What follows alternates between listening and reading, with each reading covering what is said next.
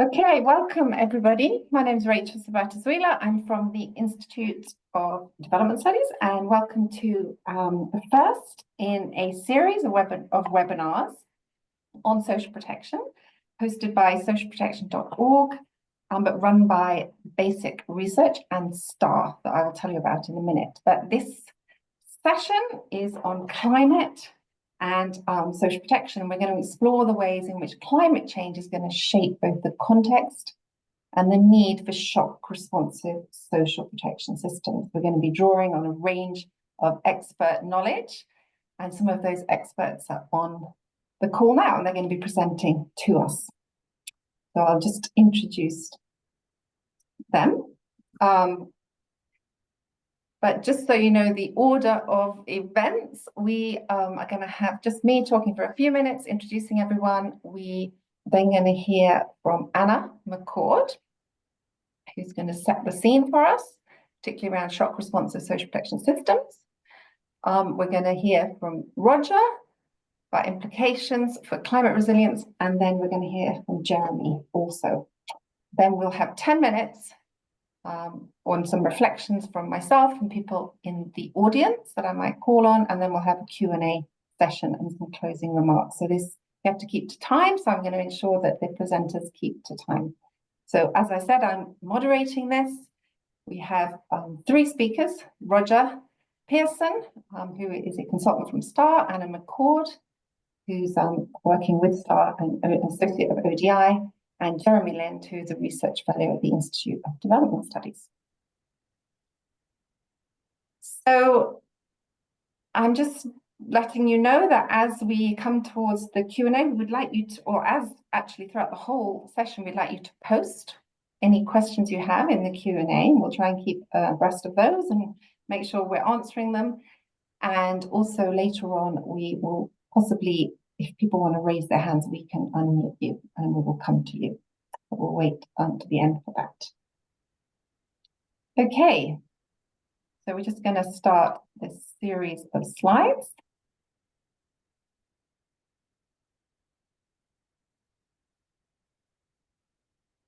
So just as I mentioned to you, this series, this webinar series, is going to be run by the Better Assistance in Crisis Consortium, and within that sort of consortium that is funded by FCDO, we have a research component that I am a principal investigator of, along with colleagues. And within that research component, we're looking at the why, how, and when to use social protection approaches in different types of crises, contexts, protracted crises, and acute crises, but particularly thinking about displacement, conflict, and climate crises. And today we're thinking particularly about the climate aspect. The other part of BASIC, which is also helping to run this webinar series, is STAAR. Can you move to the next slide, please? And STAAR is a social protection technical assistance, advice, and resource facility, and it's dedicated to expanding and improving the effectiveness of investments in social protection approaches in crises, but also gender responsive social protection. So many of you will have heard about different aspects of this larger, big BASIC program. Next slide, please. So the objectives of what we are here to do today is to really understand how climate change is influencing the need for shock responsive social protection. And we're going to hear about that in just a minute. We're going to discuss the key findings from STAAR and BASIC Research that are emerging and that are still emerging, because these programs are ongoing. And these findings and what they're telling us about climate-related challenges in regard to social protection, and specifically in conflict-affected areas. Then we're going to reflect on operational choices and policy implications for different aspects of social protection systems. And hopefully we're going to have an open, encouraging, lively discussion, conversation, where we get diverse views on the way forward and try and think about what kind of conclusions we can come to. So that's the agenda for the next hour. And so we've got our 3 presenters. I'm going to pass over to Anna, who's going to take us through her research, ongoing research. Over to you, Anna. Thank you very much, Rachel. What I'm going to do now is present a brief introduction, a context for Roger and Jeremy's presentations. And what I'm going to look at is how climate change is going to shape social protection needs and also response options in conflict and fragile contexts. Next slide, please. This is drawing on some research that I carried out over the last few years with my colleague, Cecilia Costella. And I think what I wanted to start by saying is that widespread negative impacts of climate change are already taking place, and these are going to intensify under even the most optimistic warming scenarios. And I think it was announced last week that it's definitively been confirmed that we're not on track to meet the 1.5 degree Paris target. Most likely that we will experience 3-degree warming. And this year we've seen extreme heat, we've seen extreme weather events, and clearly climate change is already shaping the context for our interventions. And taking a look at the most recent IPCC report, it's clear that it's not just the change in the climate which is a factor, but the climate change is going to cause multiple compounding shocks and stresses, which are going to result in significant social, economic, and political disruption. And there's no detail on exactly where these effects will happen and when they will happen, but it's very clear that there will be a series of impacts which will be profound. They'll be profound in the way they're going to affect the structure of national economies and labour markets. They'll have health impacts, impacts on access to basic resources, and also on sustainable livelihoods. And this is really going to mean that we see a reshaping of the socioeconomic risks that people face and changes in the nature of poverty and vulnerability. And what this is going to mean is that there's going to be significant disruption across a range of human systems. We're going to see food, water, health systems profoundly affected, urban infrastructure disrupted, damage to critical economic sectors and livelihoods. And these factors we know are factors which drive and compound the effects of conflict and fragility. So I think we can expect to see a very different kind of context in the coming years as these different socioeconomic disruptions are manifest. Next slide, please. And what this means in terms of numbers, I think, is quite shocking to see. The World Bank has estimated that climate change will push an additional 130 million into extreme poverty by 2030. There are estimates of the kind of internal displacement and cross-border displacement that we'll be seeing in Africa and Asia. And these are really quite significant. So I think we need to anticipate major population movements in response to climate impacts. We're also very likely to see significant negative impacts on world economic performance. And this is often not taken into consideration when we're thinking about climate change. We just think about the immediate geophysical impact. But recent estimates suggest that global damages arising from climate change could add up to 38 trillion per annum by 2050. So we're looking at quite a significant impact on the global economy. Also, McKinsey issued a report a few years ago which identified the fact that climate change is going to cause quite significant market failures and even threaten some of our dominant business models. So obviously questioning the long-term viability of some insurance instruments and approaches.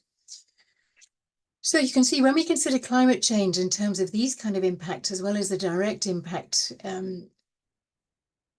this is very likely to have a significant impact on fragility and conflict. And I think we can be certain that we'll be seeing increased shocks and stresses. Again, we often focus on the shocks, climate shocks, but the long-term stresses on economic performance, on socioeconomic structures of climate change is also profound. And I think we can also be certain that there are going to be increased humanitarian challenges and chronic needs for social protection. And perhaps the other critical factor to consider, as well as these impacts, is the fact that we're facing a situation which some describe as deep uncertainty. We don't know what future scenarios will look like in terms of timeframes, locations of shocks and stresses. But we do know that the world is moving towards tipping points, domino effects, which are going to mean that there will be significant impact. So when we're thinking about the systems we put in place, they have to be able to cope with a high degree of uncertainty. They need to be robust enough to cope with a range of different shocks. Next slide, please. And I think this is a graph that I put together to try and explain the impacts of climate change on poverty. So climate change has an impact on increasing poverty, and climate change's impact on poverty is likely to work in two ways. We'll have both an increase in shocks, in the severity and frequency of shocks, but we'll also see an increase in poverty due to climate change, which arises due to chronic social protection needs, due to chronic stresses over time. And these chronic stresses are likely to be subject to sudden changes in context. Tipping points, you can see here, the vertical lines in this graph, where suddenly a range of factors will lead to a sudden change and a deterioration in this context, which means an increased need for social protection support. And so I think this slide really is meant to illustrate the idea that we're not going to be facing more of the same in the future. Climate shocks and stresses are liable to have a significant impact on poverty. Next slide, please. So what does this mean? Well, very briefly, climate change is going to mean that there's going to be more need for social protection. It's going to have an impact on the type of social protection needed, the duration of social protection needed, and the spatial distribution. Next slide, please. In terms of scale, I think there's going to be a large increase in the numbers of people who are unable to meet their basic needs without external support. So we need to be thinking about the scale of provision. Once we see major livelihoods disruption, limits to adaptation being reached, there will be a need for an increase in the scale of social protection provision. The type of social protection needed is also likely to change. The nature of the risks that we're responding to will change as labour markets are disrupted, as food and water scarcity becomes more significant, as prices increase, populations move, and as we see an increase in covariate shocks. So it's very likely that large segments of a population will be affected by climate shocks, not just the most vulnerable, but perhaps the whole population in an area will be affected adversely at the same time. Again, new populations are likely to be affected. We have to be thinking more about those in urban areas whose livelihood and infrastructure is disrupted, and those who've reached the limits to adaptation because of changes in temperature, heat stresses, for example. So we need to think about the instruments we're using and how these can be adapted to deliver extended coverage and respond to these new kind of challenges. And we need to avoid maladaptive responses, which actually encourage people to stay in contexts where their livelihoods are no longer viable. And this question of the limits to adaptation is, I think, a key new area emerging in the research. Just two other areas we need to think about is the duration of shocks. I think it's very likely we're going to see an increase in protracted crises resulting from climate stresses. So we need to be thinking about how we respond to these. And we need to think about strategic integration and complementarity between the humanitarian, social protection and disaster risk sectors and financing. And then finally, we have to think about the spatial distribution. This is likely to change with the impacts on urban populations, infrastructure disruption, heat effect, salinization, deindustrialization. All of these are likely to drive major population movements, which we'll need to accommodate. Next slide, please. Okay, we're going to talk about shock responsive social protection. We'll hear from Jeremy and Roger about this, but I think there are a few salient factors we need to consider when we're talking about shock responsive social protection. One is that current coverage is about 15% in low and middle income countries on average. So in fact, existing coverage is low. So using existing systems as a basis for large scale shock response is going to be a challenge. And we know that overall social protection coverage is particularly low, and the systems are weak in low-income countries, those which are most affected by climate change, and that we have limited humanitarian social protection integration. And where we do have programs attempting to address these challenges, so for example, ASP, SRSP, there are a few large-scale programs Many are small-scale pilot initiatives disconnected from mainstream social protection and not integrated into national climate response plans. And just a few last facts I wanted to share with you in terms of the challenges that we're facing. One is that the ILO latest report has estimated that there's a 1.2 trillion shortfall in the resources required for basic social protection provision in low and middle income countries. So we're actually already facing a major shortfall. And also last year, only 35% of global humanitarian requirements were funded, the largest shortfall ever. Next slide, please. So in this context, yes, shock responsive social protection offers a way forward, but we need to probably think of this in a broader context. We need to think about the institutions we're using. We need to think about policy alignment, aligning social protection with humanitarian programming, even with industrial policy and labor policies, so that we get a coherent kind of response. We need to think about the kind of programs that we're using, what's coverage, what's eligibility, what instruments are most appropriate. We need to really think about the operational systems, whether they can be adapted to scale up, and we need to think about financing innovations. So there, I've presented the challenge, and now I'd like to hand over to my colleagues to look at some of the responses that they've been exploring in recent years. Thank you. Okay, thank you very much. So I'm next, right? That's right, Roger. Thanks, Anna, for keeping to time. Over and for setting the scene so well. So over to you, Roger. Okay, thank you. Yeah, so why don't we go on to the okay, first just to introduce myself very quickly. I have been involved in reviewing social protection systems in 4 countries with a wider team. It's Mauritania, Somalia, Kenya, and Ethiopia, and we're looking at how the shock responsive elements of national social protection programs have been working. And so to do that, I've got a little bit on what's happening, what we found on all 4 of these countries, and there's a little bit of a deep dive into Ethiopia. So if I can have the next slide, please. So we're going to be looking at shock response, and this slide here is sort of giving an overview on what that is. You've got the core group of people who are on a social protection program, that sort of gray box. And when a shock comes along, and in the case of what we're going to be talking about in Ethiopia, that shock is sort of periodic droughts. And in our work, we were focusing in on what was happening in 2022 and 2023 more than anything else. There's a rather large program there called the Productive Safety Nets program that started off in 2005.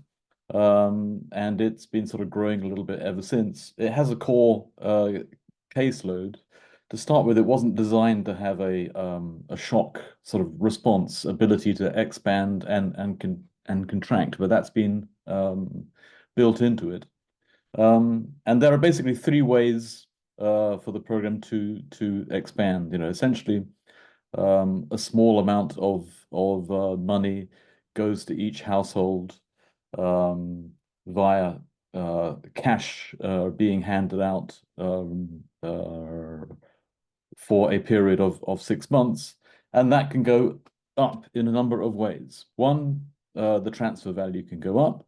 2, the numbers of people that get that cash can expand, or that core 6-month period can expand.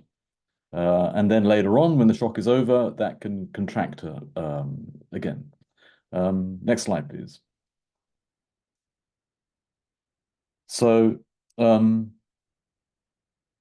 to fund that expansion, there are basically 5 ways. 1, domestic resources can be used from, in this case, the taxpayers of Ethiopia, and then that Ethiopian taxpayers, roughly speaking, cover about 20% of the budget of the Productive Safety Nets program, or Two, ODA funding or IDA funding via the World Bank. The World Bank's one of the well, now they are the biggest partner in amongst the international partners to this program. It can come from there. Or three, it can come from humanitarian funding sources. Or four, it can come from climate insurance, notably the ARC system. Or five, the newest potential source of funding. It can come from climate change funding, sort of via the National Action Plan for climate change. And this was one of the areas that we were looking at is, to what extent is this coming online as a potential new source of funding for funding shock responses. Next slide, please. So on the national climate action plans, where are we? The first step is that there has to be such a plan. And we found that this is the case in 3 out of the 4 countries. Somalia doesn't have one yet. And the second point is that plan does actually have to say that the national government has approved the use of funding coming into the country via these plans does actually get used for social protection. These are like sort of important first steps. So we found that was indeed the case in these countries. In talking to respondents, interviewers, a number of them pointed out, this is sort of like a political element, if you like, in this issue, is that you've got 2 different worlds here. You've got the people that are managing social protection programs, and in the case of our sort of little deep dive in Ethiopia, here's a program that's been going for about 20 years. There's a seasoned sort of veteran management team around that program. And then you've got this relatively new thing, these national plans of action for climate change, and money hasn't really sort of been trickling in a big way. Our respondents, the people that we interviewed, were saying, you've got 2 different groups here. One has been doing quite well in terms of funds flowing into their thing, and the other one is just starting. And they've got lots of demands. They see this social protection program, relatively speaking, to their work, well funded. Why should they be coming along and getting more funds from this climate change thing? We've got many other demands in areas where there hasn't been much funding. So what they're saying is that it's going to be a real sort of struggle for the social protection plans to get these funds unless things are sort of bumped up to a higher political level. What they're referring to is like the Minister of Finance's level or the Prime Minister's office level to make a decision on whether the funds will be coming from this kind of area. Next slide, please. So where did the funds for shock response come from in the 2022-23 period? Taking it from the top, there was a little bit of funding coming in from the sort of domestic taxes in Ethiopia. It mainly came from, it mainly came from IDA in the case of Ethiopia. In a discussion with the Ministry of Finance, the World Bank and the Ministry of Finance agreed to borrow from future IDA allocations to Ethiopia to fund the funding gap, not only for the shock response, but also for the core productive safety nets budget. And there was funding from humanitarian. There was nothing from climate insurance or from the MPA. And that's the sort of the theme when it comes to climate insurance and the MPA. Nothing is really happening so far, apart from Mauritania. That's been quite successful in its interactions with climate insurance, and for a number of years now has been getting policies out and getting funding coming in. When it comes to domestic funding, let's take a look at Kenya, where actually it's the most advanced country in the sense that domestic taxpayers are funding for their social protection program. You know, all of the funding for core cash transfer programs in Kenya come from Kenyan taxes. But they've been having sort of fiscal problems and they're not keeping up with inflation, et cetera, et cetera. So that's been causing a bit of a problem. So quite a lot of funds came in from the international side via the humanitarian to fund sort of parallel shadow alignment cash transfer programs in the last period. Okay, let's go on to the next slide. Roger, you just got another minute or two, max. Okay, fine. So Ethiopia, deep dive. The map on the left, it's roughly speaking geographically where this program is. The map on the right, population density. Quite a lot of population growth between 2020 and 2024, 13 million more people. The program we're talking about has got a core of 8 million people. It's got a budget of about $2 billion. Okay, next slide. The National Development Plan was saying, look, this social protection program is part of an effort to build resilience. Number one, we've got that program. Number two, separate activities to build resilience, like microfinance and so on.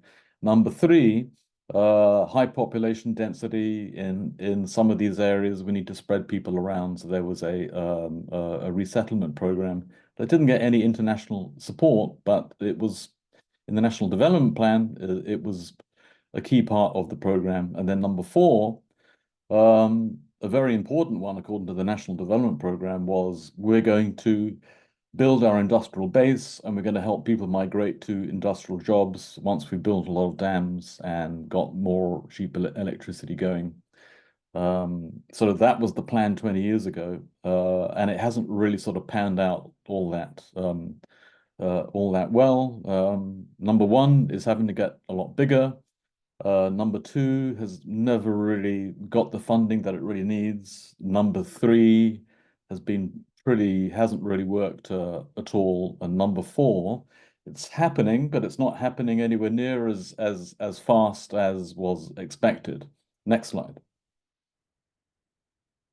The Ethiopian tax base has been on a per capita basis has been going down. GDP growth has been going down. So the economy is expanding, but the ability to tax is not sort of keeping up with that. Hence, part of the problem that Ethiopia has with funding this program with domestic taxes. Next slide. Can you wrap up soon, Roger? Okay, humanitarian requirements going up. Next slide. Humanitarian funding going down, sort of echoing what Anna was saying in the last presentation. Next slide. And just to wrap up, this is the last slide. There's a number of potential actions coming out of this, mainly on the interaction between humanitarian funding and government funding and ODA funding to try and boost the resources that are needed for shock responsive social protection. Okay, thank you. Thanks, Roger. Sorry to speed you up, but we're going to have questions at the end. I think there's lots of interesting things coming out, particularly around the lack of financing. It doesn't look good. Over to Jeremy. Thanks, Jeremy.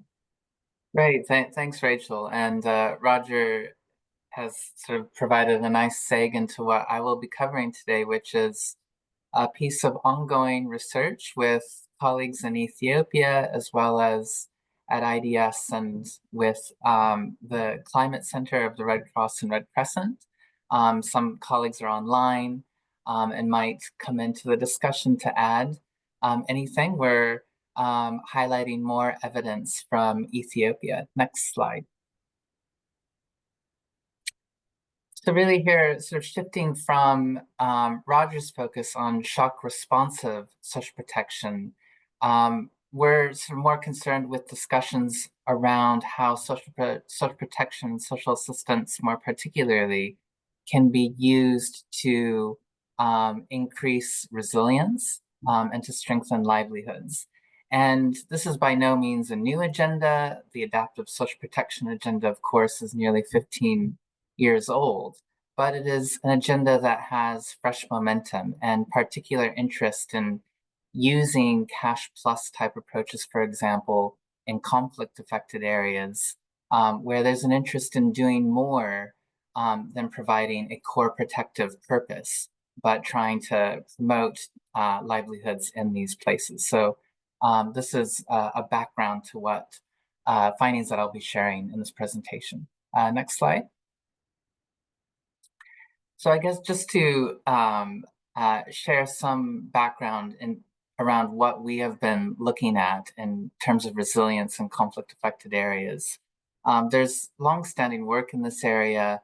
Many good colleagues, such as Aditya Bahadur, Tom Tanner, Chris Benet have looked at resilience. You might be familiar with their work, but this sort of notion that resilience cannot be sort of deduced to a single category, but rather it is a set of interlocking capacities.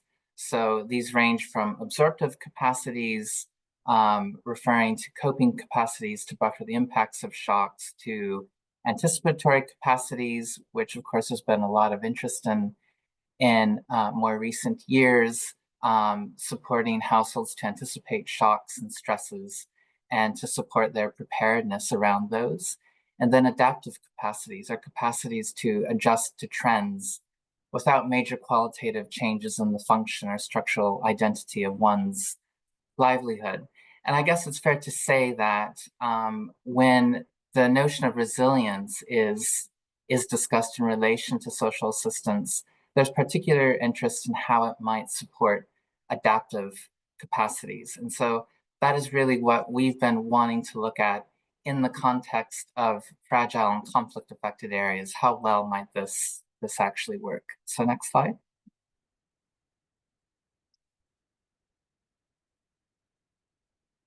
This is just to refer to a few of the possible impacts that conflict might have on resilience capacities. And again, sort of looking at these in there's three separate but interrelated categories. This is sort of quite obvious, I think, to many of us who follow conflict-affected environments closely. There's no huge surprises here, but I think it also underlines the potential role of social assistance instruments in supporting these capacities in these places. So that could be in relation to supporting the recovery of assets, to helping horizontal networks to function better, to providing a basis for longer term planning. All of this sort of comes into the frame of looking at how conflict might affect households, individuals, and communities in these places, but also the needs, if you will, for social assistance alongside other programming. So next slide. Just now to turn to Ethiopia, where we have ongoing work that has examined livelihoods in multi-hazard settings in two different areas. There you can see on the map some of these districts or woredas that we have focused on are in the north of Ethiopia or Amhara region, and some are in the east in Oromia region. In Amhara, this is an area that is bordering Tigray and was greatly affected by the spillovers of the conflict there in 2021, 2022. And there were associated displacements of communities in Amhara that lasted up to several months. There was also the return of of people to Amhara who had been displaced from other conflict-affected areas of the country. And during the time when this part of Ethiopia was most affected by the conflict in 2021, there was a suspension of the PSMP program that Roger was mentioning in his presentation, and there was a pivot to humanitarian assistance. In Oromia, this is a different conflict setting. This was an area that was, at the time of our research in 2023, was still recovering from the legacies of massive displacement crisis and conflict in 2018 and 2019. But also since 2015, there have been several episodes of severe drought that have affected this area, as well as flooding in early 2023. And indeed, both drought and flooding coinciding within the same year. So this is just an indication of the kinds of shocks that were affecting these areas. But I think it's also important to note that these are areas that have chronic stress. So you have acute shocks overlaying an area where there is already enduring stress. So in as much as we're interested in understanding how shocks unfold in these places and the potential role of social protection, this is also to acknowledge that there is quite longstanding stress and strain in agroecological environments and livelihoods that people are contending with. Next slide. So then just turning then to what happened then with social protection in this context. And one of the key challenges for the PSNP that Roger has already referred to were inflationary pressures. And these were severe in Ethiopia generally, but also even more intense in localized areas that were more badly affected by conflict. So in Northern Amhara and Tigray, for example, in recent years. So there were back-to-back years of inflation over 20%, followed by a massive spike in 2023 and still high inflation into early 2024. And this was happening at a time when there was a funding crisis for the PSNP. Yet still, officials managed a modest bump in the cash equivalent of the PSNP wage rate. So there was this modest increase from 62 to 75 birr in 2021. Food transfers were shifted from wheat to sorghum in response to the high price of wheat in international grain markets. And then in early 2024, there was yet another rise in the transfer value. But at the same time, the payments window was reduced from 6 months to 4 months. So this was equivalent to a payment reduction of around 1/3. Next slide. So the main elements of the PSNP that have sought to increase resilience at both community level and household level are around public works, as well as the livelihoods component of the program. Yet this financing crisis in the PSNP forced really difficult decisions and the protection of the transfers budget above all else. So in the current phase 5 of PSNP, which began in 2021, there were no pre-positioned federal contingency funds, being one of the shock responsive elements of the PSNP architecture. The district level contingency funds were also dormant due to a lack of funding. Public works were completely suspended in conflict affected areas, and only 25% of the capital budget for the PSNP was transferred from the federal level to regional states in 2022. And there was a complete hold on the livelihoods component as funds were redirected to protecting and beefing up the transfers budget. Next slide. Jeremy, you've just got 1 minute. Yeah, this is the final slide. So this was a very challenging context. And to go back to the question on the opening slide, what can social assistance programs offer beyond a core protective purpose? Well, they might be very constrained and often are very constrained in doing more than providing a protective function in conflict affected areas. Yet this protective role of social assistance is essential for stabilizing a household situation or protecting a baseline until that time when conditions improve and more ambitious investments and livelihoods are possible. So the volume of support is clearly sort of a very obvious issue here, that the lack of finance just for the core elements of program functions means that often the size of transfers is lower than what will be needed to support households to build other capacities beyond absorptive ones. Yet I think it's also worth reflecting that sustaining core program functions can make a difference itself to promoting that buffering capacity of social protection. And I think just to finish here, there's a bigger question here as to what we might expect social assistance programs to do in these places.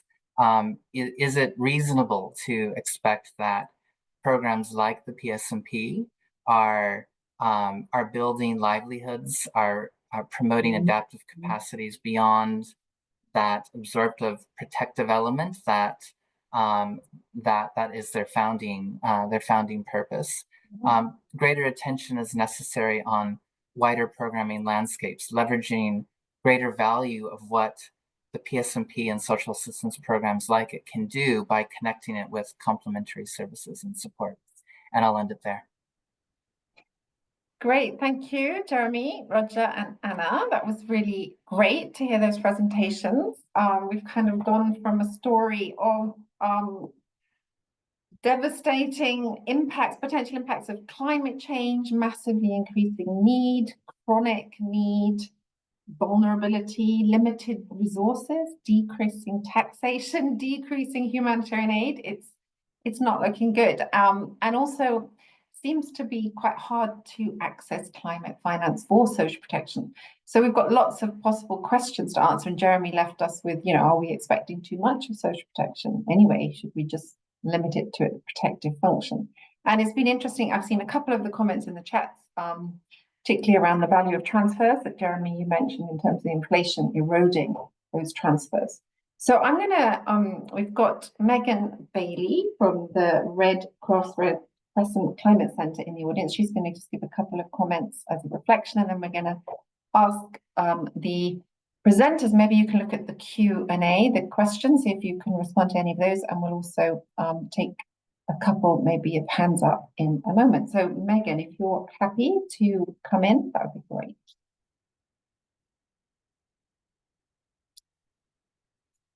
Somebody will have to unmute you.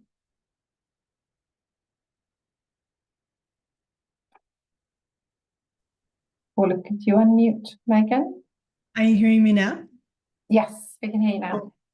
I don't know if you can turn on my camera, but if you can, you're very welcome to.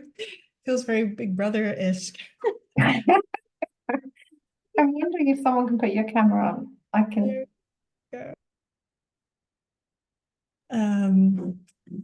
Go ahead, and if someone can put your camera on, we will do so. Oh, there you go. Hello. I just had a couple of comments I wanted to add on the climate side.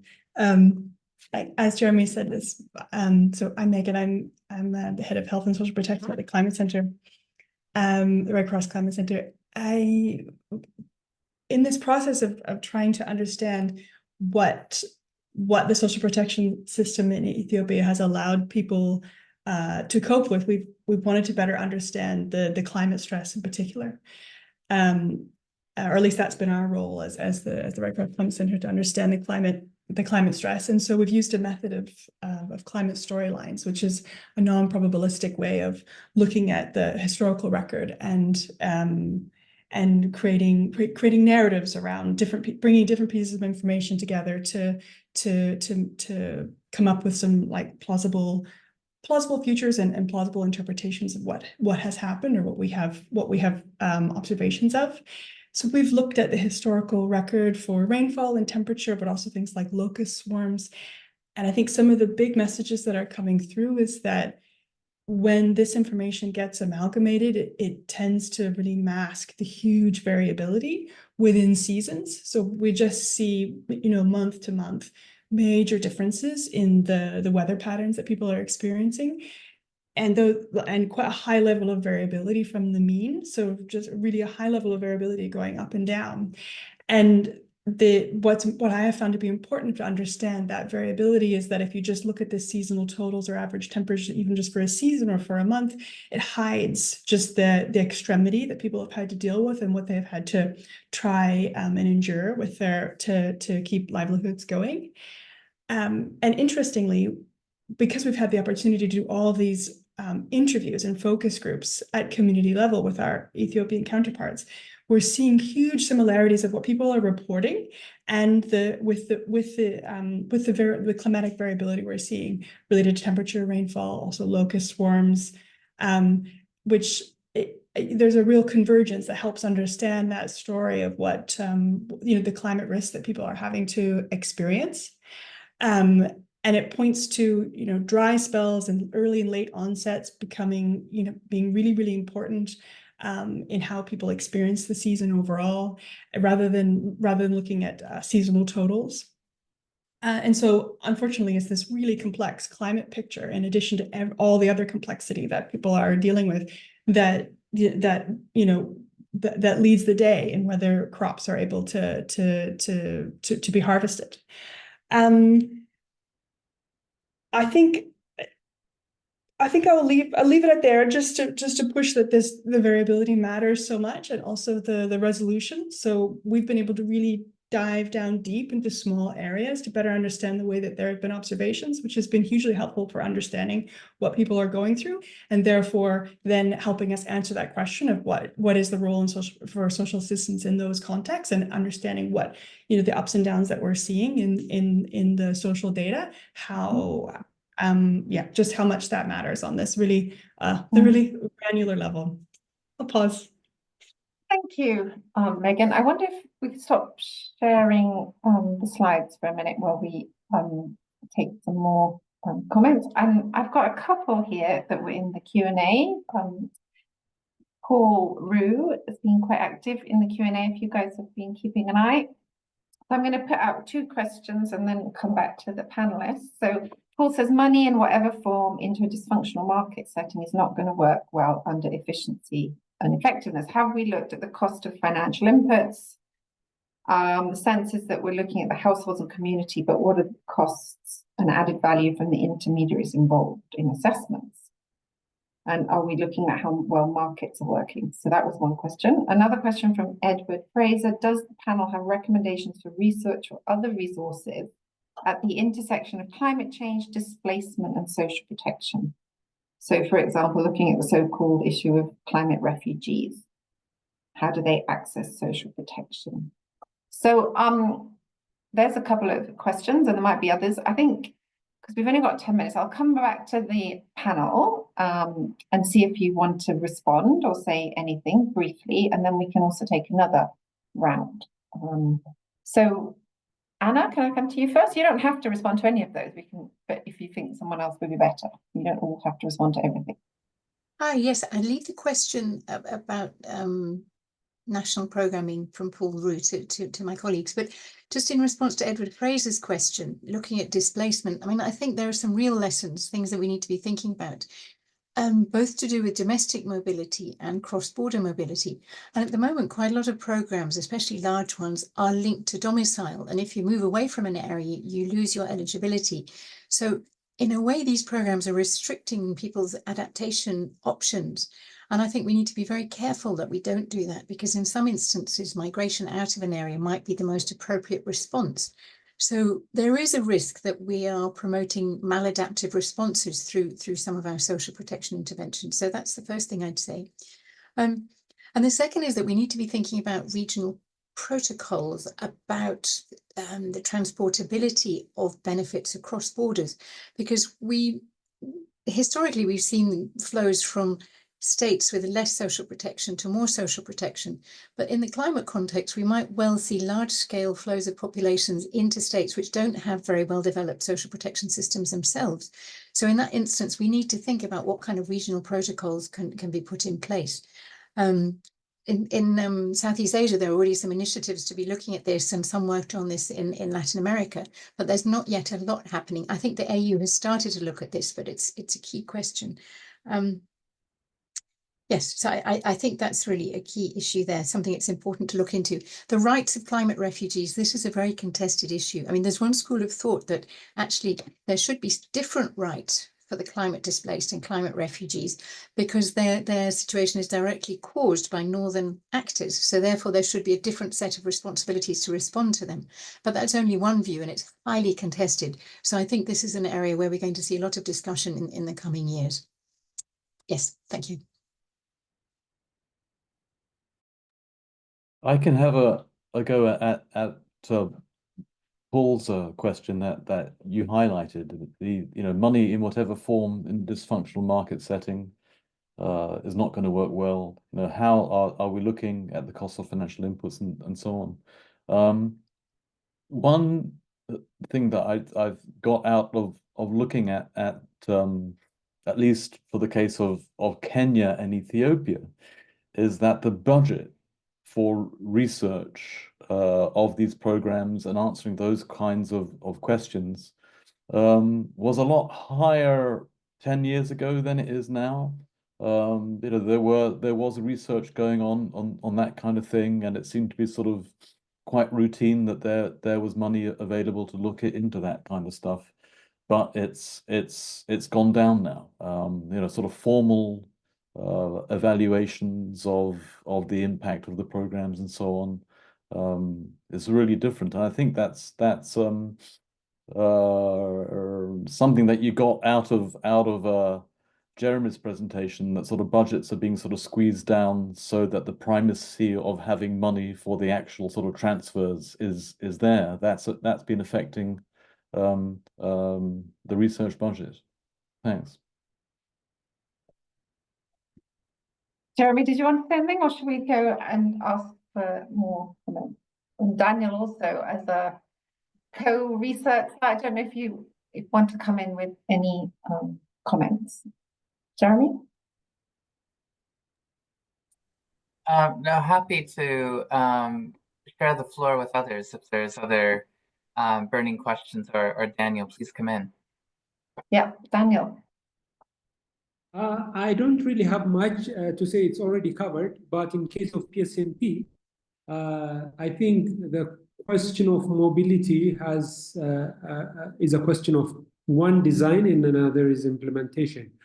In terms of design, when PSNP was designed years ago, it was deliberately designed to restrict mobility. So transfers do not encourage rural migration. At that time, it was really logical, but as climate change and conflict disrupted societies, and then that change hasn't been made. And in terms of design, PSNP hasn't provided for transfer of the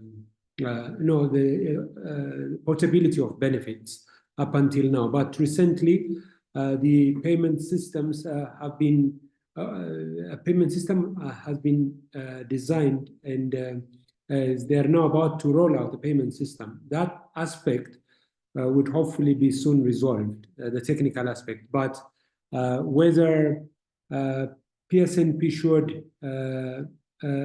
no longer restrict mobility is a question that the new iteration of PSNP should deal with. Thank you, Daniel. Yeah, on the portability of social protection, I, in my past research life, did a lot of work on this and published a book on migration and social protection, and it is a highly complex phenomenon, even in the EU. So this is difficult stuff we're talking about. So let's also, there's a question from Abraham Gonfa. Have you looked into the informal social insurance mechanisms at the community level in Ethiopia? How about your findings about the role of the long-aged informal institutions in rural Ethiopia, such as ADIA? He's attempted to work on these kinds of institutions and he's found them very critical. So I'm wondering, Jeremy, maybe could you say something to that? And then anyone else? Daniel, maybe too. Sure, yes, I'm happy to add something here. Yes, great question, Abraham, thank you. We did come across this both in Amhara and in Oromia, in both regions. It was something that community members referred to. I think what was interesting in Amhara is during the sort of height of the conflict shock, that the horizontal support networks such as IDIR were not functioning to the level that many people may have required or sought. And unsurprisingly, this is a covariate shock. Everyone's getting displaced. And also simply because of this sort of long-term erosion of assets across community networks. This is a highly stressed, strained region that we're doing the work in, the famine heartlands in the 1980s. There have been resettlement efforts over time. So these are very, very poor communities, and there's just very little support to go around. So it does actually highlight the contribution that a national program like the PSNP is making, that in our quantitative work, it was important. And actually, this is an area that Rachel has been focusing on. There was, in fact, a good level of coordination in this particular setting between the PSNP and humanitarian assistance in terms of covering those people who were affected by the crisis. So, obviously, all of these elements, informal social assistance, humanitarian assistance, social protection in these places, they all have a role to play. Does anyone else want to come in on that or any other questions? Because we've got just 2 minutes left. Any other responses from panelists? I could say something about Chash's question that just came in, Yes, anticipatory action.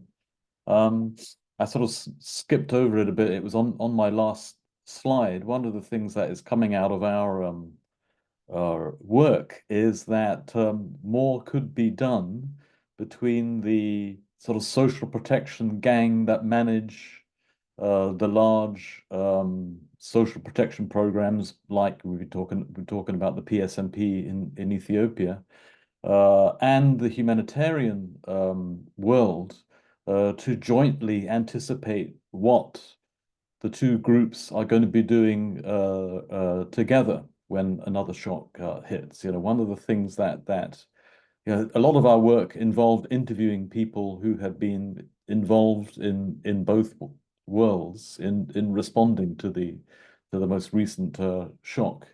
And what we heard a lot of people telling us was that these two groups don't work as closely together as they could. So it's nice to see that OCHA in Ethiopia has got money for that.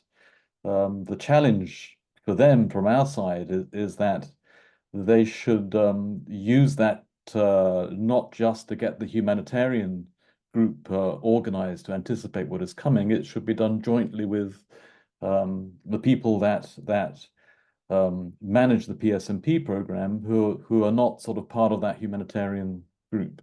Thank you. Thank you.